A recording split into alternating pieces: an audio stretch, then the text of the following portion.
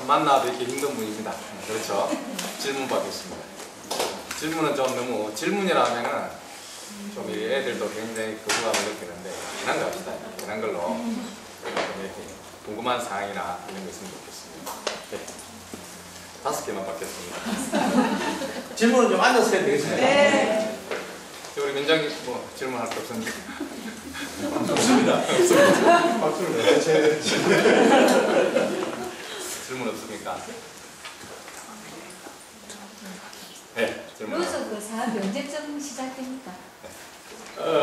금년 말에 시작이 돼가지고 지금 행정 절차 거치는데 한 7, 8개월 걸릴 것 같아요. 그 마치고 금년 말에 시작이 돼가지고 내년 말쭉 오픈하려고 그리고 진행을 하고 있습니다. 바로 가실 거죠? 네? 바로 가실 거죠? 네. 또 뭐 질문 받겠습니다. 제가 이렇게 얼굴들을 좀 기억을 해놨다가 우리 나중에 우리 용남면장 보고 리스트를 좀 달아요. 루지가 오픈되면은 뭐 제일 먼저 공짜로 좀 태워드리고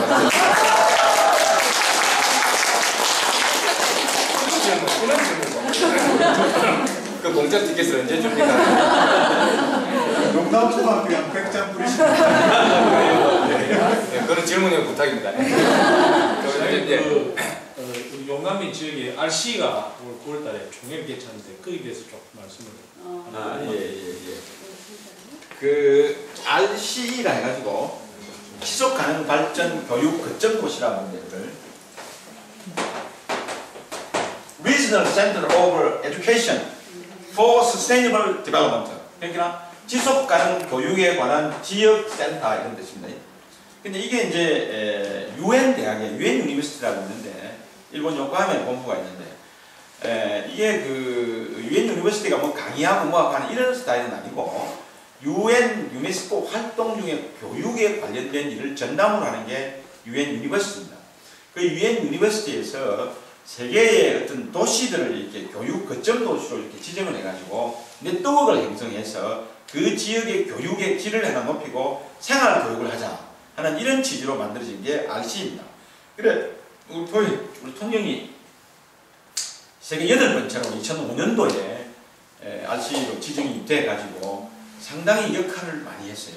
그 중에 하나가 이제 우리가 이 BTW라든지 예를 들면은 브리지 투 더 월드 이게 우리말로 하면 우리 어디 쓰는 BTW를 쓰는데 세상을 넘는 다리 뭐 이렇게 세상을 연결하는 다리 이래가지고 이제 중고등 학생들을 방학 동안에 근처에서 어떤 테마를 줘가지고 이렇게 여행도 시키고 한다든고 또 이제 그 우리 시민교육 뭐 이렇게 교양 시민교육 이래가지고 각 그 단체끼리 네트워크를 해가지고 구체적인 뭐 어떤 아이템을 가지고 뭐 연구도 하고 하는 이런 여러 가지 활동을 하고 있습니다. 그리고 이런 것들이 조금 이제 우리가 좀 먹혀가지고 요번에 그 용남면에다가 그 RC 생태관을 건립을 합니다. RC 그 아시아 본부를 그래가지고 이제 금년 9월달에 RC 세계 총회를 이제 통영에서 하게 되는데 제가 작년에 네덜란드 그 케르카드에서 제 6차 총회가 있을 때 가가지고 최종적으로 제가 이렇게 스피치를 하고 다 이야기해가지고 마무리 짓고 이제 왔습니다. 그래서 내년 금년 9월에 통영에서 우리 지금 현재 그 RC 도시로 지정된 그 도시가 한 50여 개국에 100개 정도 도시가 있습니다. 그 100개 정도 도시에서 한 500여 명의 외국의 그 교육 관련된 분들이 오셔가지고 총회를 하는데 총회 의제는 이제 앞으로 비전 또 서로 간 네트워크의 어떤 그 공고와 서로 간의 그 교환 또는 이런 그 서로 교환 이 교육 시스템의 활용 뭐 이런 걸 가지고 지금 진행을 하고 있습니다. 그리고 그게 한 나흘 정도 이렇게 할 예정인데 저도 통영으로서는 그 조그마한 14만밖에 안 되는 도시에서 그런 국제적인 회의를 하는 게 처음이고요. 또 저도 조금 이게 쉽지 않은 일인데 제가 결심을 하게 된 데는 제가 이런 데 좀 경험이 있습니다. 저는 그 88 올림픽 할 때도 그 조직위원회 나가가지고 그때 사무관 때 제가 꼭 열심히 관여도 하고 84년도 IMF 총회 할 때도 거기 가서 의전 파트를 보면서 제가 좀 했고 해서 좀 경험이 있어서 작년에 네덜란드 가서 보니까 막 이만하면 하겠다 싶어가지고 유치를 해왔습니다. 그래 아마 우리 좀 CS도 팀이 만들어져 가지고 움직이고 있는데 비교적 그 상당히 그 재주 있는 재능 있는 사람들이 몇이 있어요. 예, 그분들이 지금 하고 있는데 아마 잘 해내지 않을까 이렇게 생각합니다.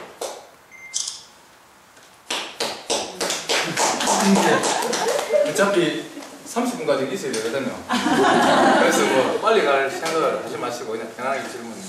그 지역 신문이나 이렇게 가다 보면 이렇게 플랜카드가 이렇게 많이 걸려 있는 게 이제 지역 조선 경기를 살리자 하는 내용이 많이 있잖아요. 그리고 주변에 이제 가족들이 그 실제로 근무를 하면서 그런 데 부딪히면서 많은 걱정들을 많이 하고 있는 것 같아요. 근데 오늘 시장님 강의를 들으면서 조선이라는 게 우리가 일본에서 또 온 거잖아요. 그 시대의 흐름을 보면 그게 중국으로 또 갈 수밖에 없는 그런 경제 구조인데, 그랬을 때 이렇게 무작정 막 이렇게 잡아야 되는 건지 아니면 빨리 탈바꿈해서 아까 루즈라든지 뭐 이런 다른 사업들을 새롭게 창출해서 통영이 다르게 새롭게 거듭나야 되는지, 그에 대한 시장님의 생각을 좀 듣고 싶습니다. 좋은 질문입니다. 네. 예. 굉장히 민감한 부분들이죠. 네.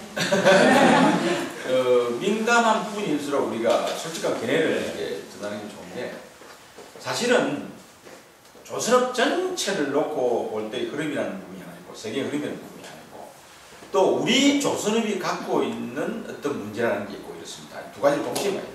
전체 흐름에서 한번 보면 이렇습니다. 이 조선은 어떻게 보면은 그 내용에 따라 좀 다르긴 합니다만, 현재 일반 탱크선이나 운반선이나 또는 카캐리어나 이런 일반 상선이라는 거, 이런 상선은 이게 전체 원가 중에 노무비가 차지하는 비중이 30%가 넘습니다. 그래서 대표적인 노동 집약적인 산업이죠. 장치 산업으로서 노동 그 의존율이 굉장히 높습니다. 그래서 비교적 이 조선이라는 것은 노임이 싼 나라가 경쟁력을 갖습니다. 그래 지금은 이제 그 쉬운 선박, 일반적인 표준화될 수 있는 이런 선박은 중국한테 우리가 못 따라가요. 그래서 이제 우리가 어떻게 대처해 왔느냐, 빅3라 해가지고 빅5까지 해당됩니다만은 대우, 삼성, 현대 미포조선, STX 이런 빅5는 빨리 구조조정을 했습니다. 빨리 변신했죠. 이런 시대가 언젠가 온다. 우리가 노임만 갖고 언젠가 먹고 살 때가 아니다. 이래가지고 안에 내용을, 조선의 내용을 빼만드는 것이 중요한 것이 아니고 해상 구조물 쪽으로, 말하자면 바다 위에 석유를 시추하는 것, 또는 드릴선, 그 얼음을 깨고 이렇게 운항하는 것, 또는 군함 장수함, 예, 이런 쪽 특수 선박이나 해상 구조물 쪽으로 내용을 바꿨습니다. 그래서 대우, 삼성, 현대는 내용을 놓고 보면은 해상 구조물이 전체 매출액의 70%입니다. 선박은 이제 얼마 안 지어요. 안 지으려고 그래요. 남는 장사가 아닙니다. 선박은. 일반 선박은. 특수 선박, LNG 운반선이나 이런 걸 좀 하고 있습니다. 그런데 우리 작은 조그마한 조선소, 우리 통영에 있는 조선소는 그러한 구조조정을 못했습니다. 내용 변화를 못 따라갔어요. 보면 옛날에 하던 그대로 똑딱똑딱 하다가 요래 당한 겁니다.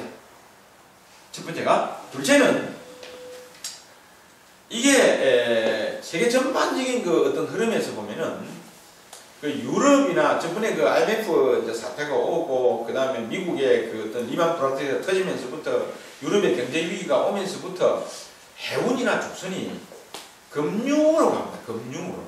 특히 해운은. 해운은 어떻게 하냐면 이렇게 합니다. 주로 이제 선주가 해운사 아닙니까? 해운사. 선박회사, 운항하는 회사, 해운사거든요. 선주가. 그럼 그 선주가 이제 이렇게 주문을 합니다. 그럼 주문을 해가 그 배를 찾아가죠.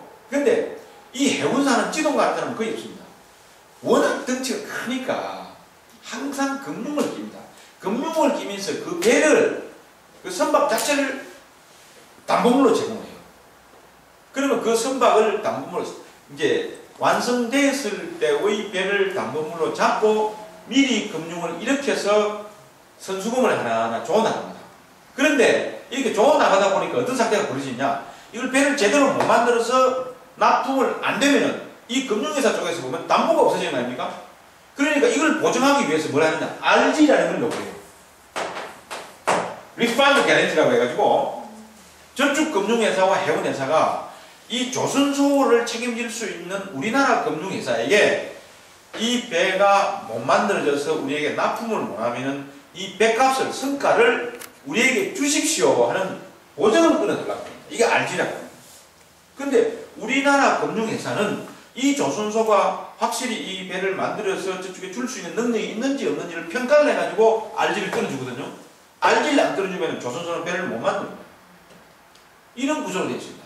그러니까 자 여기 해운회사에서 맡고 있는 어떤 금융기관에서 해운회사하고 이렇게 해가지고 자 금융을 빌주시오.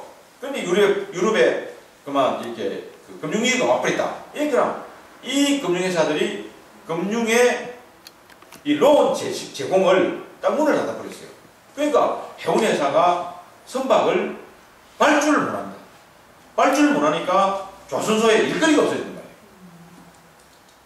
문제는 이렇게 벌어진 겁니다. 그러니까 일거리가 턱턱턱턱 끊어지면서부터 상황이 이렇게 돼버렸죠. 세 번째 원인은 여기에 있는 우리 조선소들은 그 전에 많은 문제를 안고 있었습니다. 금융의 의존율이 너무 높았어요. 금융의 의존율이 높으니까 금융위기가 오니까 경영자금이, 운영자금이 이렇게 궁색해진단 말이에요. 지금 하고 있는 일도 이게 운영자금이 없어가고 못하는 일이에요. 그래 이제 겨우겨우 구제금융 받아가지고 채권에서 받아가지고 조금 움직이고 있는 이런 정도밖에 안 됩니다. 자 그러면은 이 우리의 조선 문제를 본질적으로 해결하려면 어떻게 해야 되느냐? 우선 수주가 있어야 돼요. 일거리가 있어야 돼요. 이 일거리가 있기 위해서는 버텨야 됩니다. 말하자면은 이 금융의 위기가 없어지고 유럽 금융의 위기가 없어지고 해운회사가 제대로 돌아갈 수 있도록 시장이 정상화될 수 있도록 버티는 힘이 있느냐? 이게 좀 경영상 어려워서 그렇다. 두 번째는 이 사람들이 구조조정을 해가지고 선박 만드는 데서부터 선박 구조물이나 특수선박을 만드는 쪽으로 시프트가 되어 있는데 그만한 기술이 있느냐? 테크놀로지가 없다. 그래서 어려움을 겪고 있는 겁니다. 그런데 이제 참 답답한 거는 근데 지금 이 중에서 제가 여러분에게 말씀드릴 수 있는 거는 기업 하나는 살아납니다. 그게 뭐냐? 성동조선입니다. 이렇게 하려면은요, 우체국이 되냐면 제일 문제가 정부에 대고 욕하고 뭐하고 자시고 해나고 되는 게 하나도 없습니다. 경영진이 죽을 똥 살 똥을 해야 돼요. 경영진과 노사가 합해가지고 뼈를 깎는 자구 노력이 있어야 돼요. 자구 노력이 있을 때 채권단 은행이 조금 움직일 수 있고 그 다음에 자구 노력을 할 때 수주가 있어야 돼요. 수주가. 그래서 이번에 성동조선은 그 하사장이라는 분이 새로 들었어가지고 정말 그 양반 일 잘하고 훌륭하신 분입니다. 옛날 그 이 사주들 다 쫓아내고 전부 감자시키가지고 주식 재료를 만들어 뿌리고 그래가지고 새롭게 딱 짜가지고 수주도 이번에 한 6천억 정도 했습니다. 하고 정부로서 좀 이렇게 계획조선도 한 대책 정도 받고 또 이제 그러다 보니까 채권단이 움직여서 이번에 구제금융 한 1조 7천억 정도 받을 예정으로 있고 한 707천억은 지금 집행이 됐습니다. 그래가지고 돌아갑니다. 근데 아마 그건 제가 볼 때는 그 경영진의 그 능력으로 볼 때 살려야 될 것 같아요. 근데 나머지는 경영진 스스로가 요라고 앉아있습니다. 요라고. 세워라, 가거라. 이게 뭐, 근데 채권단에서 뭘 요구하느냐면 이렇게 요구하거든요. 자, 구제금융을 좀 주시오. 이러면 계속 돈 들어갈 거 뻔히 알면서 어떻게 또 돈을 또 들어붙습니까? 그러니까 경영진 보고 네가 보증사야 개인적으로 이 개인재산 내놔라.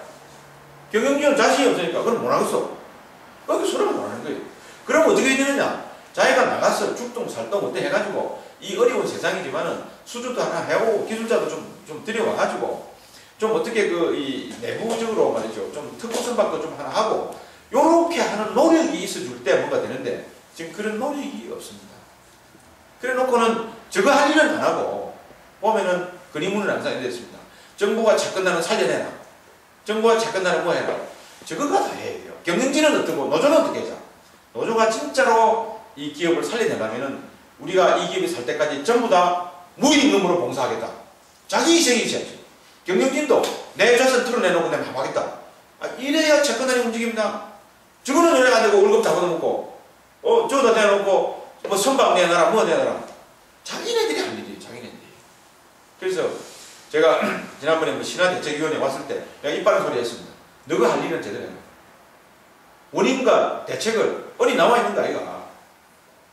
그래서 그런 상황이기 때문에 그런 노력이 없이는 힘들 것 같은데 제 생각은 지금 저 있는 우리 신화나 21세기 두 개 남아있잖아요. 사모는 이미 갔고 남아 있는데 해석하기 쉽지 않습니다. 저 경영진 가지고. 근데 이제 재밌는 것은 고용 대책이 어떻게 될 거냐 하는 관련이 그 실직자가 많이 나올 거 아닙니까? 그 실직자는 거의 다 흡수가 됩니다. 말하자면 대우와 삼성이 일거리가 많아지고 커지고 또 성동이 이번에 수주를 많이 했기 때문에 거의 흡수가 됩니다. 기업만 망하고 기업 강한 되고 노동자들은 다 딴 쪽으로 흡수됩니다. 크게 걱정 안 하셔도 돼요. 대답이 되겠습니까? 시간 답변 정말 대단히 감사합니다. 또 질문 하나 받겠습니다. 없습니까? 지금 오늘 제가 질문해 드리겠습니다. 글로벌 비전이 무엇인 것 같습니까? 김수님 선생님 무엇인 것 같아요? 저는 오늘 그 이중성에 대해서 이 삼벌이에 상당히 이제 스치고 지나갔습니다. 지금도 계속 그게 울리는데 굉장히 뿌리 있게 박혀 있는 것 같아요. 저희의 그 이중성이라든지 이것이 이걸 빨리 좀 어떻게 답할 수 있는 어떤 그런 노력 이런 것들이 있어야 된다는 거고 하나의 또 교사로서 어떤 직업병이긴 한데 글로벌 비전이라는 이 말은 상당히 미래지향적으로만 보았습니다. 근데 오늘 시장님께서 말씀하시는 것 들어보니까 우리 과거의 어떤 역사를 다시 재조명해야 된다는 어떤 그리고 그분들의 지혜를 다시 한번 저희들은 좀 꼼꼼하게 살펴야 되겠다 하는 그런 것들 공부지신이랍니까? 그걸 좀 이렇게 어쨌든 그런 어떤 것들이 한번 생각해야 하는 그런 어떤 시간이 되었습니다. 정말 열정적인 강의 정말 바쁘시거든요. 정말 감사합니다. 다시 한번 큰 박수.